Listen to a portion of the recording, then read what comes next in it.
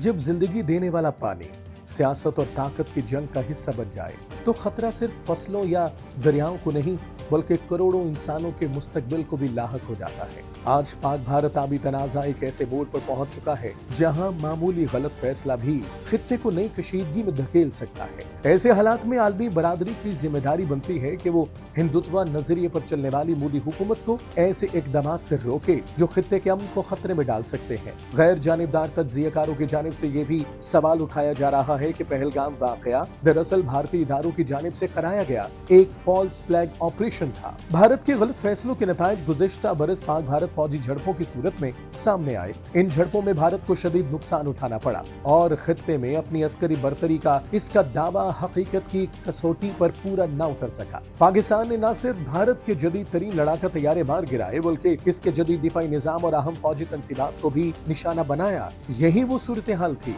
जिसे भारतीय क़यादत हजम न कर सकी और इसी पस मंजर में सिंध तास मुआहदे को मुअत्तल करने जैसे इकदाम सामने आए। हालांकि बैनुल अक़वामी क़वानीन ऐसे किसी इक़दाम की इजाजत नहीं देते जिससे लाखों इंसानों की जिंदगी और बुनियादी जरूरियात खतरे में पड़ जाएं। अप्रैल और मई 2025 के दौरान भारत ने पाकिस्तान को पेशगी इत्तला दिए बगैर सलाल और बगलिहार डैमों के गेट्स बंद कर दिए थे। इस इकदाम के नतीजे में हेड मराला पर दरियाई चनाब के पानी के बहाव में रिकॉर्ड 61% कमी वाक़ई हुई जिससे पाकिस्तान के आबी निजाम पर शदीद दबाव पैदा हुआ। इसी तरह 5 मई 2025 को जब दोनों ममालिक के दरमियान फौजी कशीदगी अपने उरूज पर थी, भारत ने एकतरफा तौर पर दरियाई चनाब का पानी मजीद रोक दिया। इसके नतीजे में पानी की आमद सिर्फ 7200 क्यूसेक रह गई जो मामूल के मुकाबले में तकरीबन 92% कमी थी। माहिरीन के मुताबिक ये सूरत हाल न सिर्फ मुआहिदे की रूह के खिलाफ थी बल्कि ज़रई और इंसानी जरूरियात के लिए भी इंतहाई खतरनाक साबित हो सकती थी। बादशाह दिसंबर 2025 में भारत ने एक और मुतनाज़ इक़दाम करते हुए बगैर किसी पेशगी इत्तला के अचानक 58,300 क्यूसेक पानी का बड़ा रैला छोड़ दिया था। इसके अलावा भारत ने पहले बगलिहार डैम का रिजर्वायर मुकम्मल तौर पर खाली किया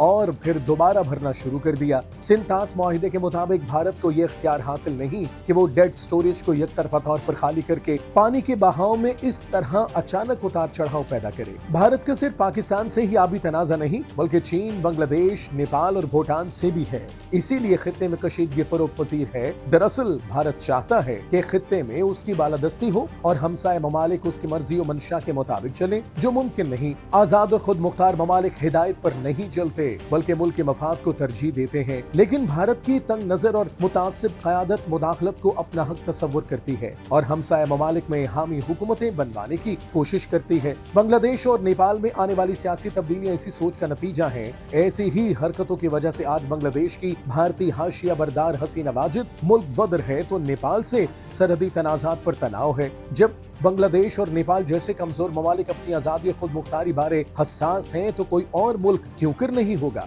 पाकिस्तान ने इस फैसले को बैनुल अक़वामी मुआहिदे की खुली खिलाफ वर्जी करार देते हुए वाज़ेह किया कि वो अपने आबी हुकूक के तहफ़्फ़ुज़ के लिए हर कानूनी, सफारती और बैनुल अक़वामी फोरम पर आवाज उठाता रहेगा। पानी जिंदगी की अलामत है, जंग का हथियार नहीं। अगर आबी वसाइल को सियासी दबाव और इंतकाम का जरिया बनाया गया तो इसके असरात सिर्फ पाकिस्तान और भारत तक महदूद नहीं रहेंगे बल्कि पूरे जनूबी एशिया के अमन, मईशत और इंसानी सलामती को खतरे में डाल सकते हैं।